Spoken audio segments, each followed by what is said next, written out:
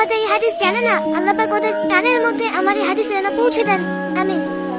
নবী সাল্লাল্লাহু আলাইহি ওয়াসাল্লাম বলেছেন, আমি মেরাজের রাতে যখন গিয়েছি তখন এক শ্রেণীর মানুষকে দেখেছি, ওদেরকে শাস্তি দেয়া হচ্ছে।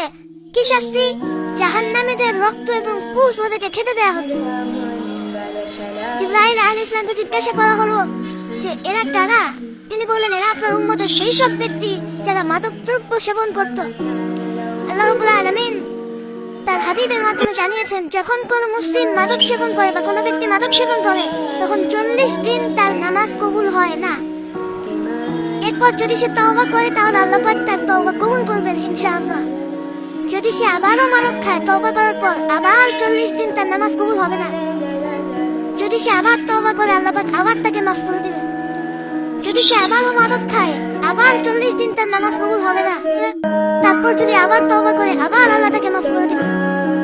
এরপরেও যদি সে আবার মাদক দ্রব্য সেবন করে, নবী সাল্লাল্লাহু আলাইহি ওয়াসাল্লাম বলেছেন, তাকে আল্লাহ রাব্বুল আলামিন পরকালে মৃত্যুর পরে তিনাতুল হাবাল পান করাবেন। তিনাতুল হাবাল।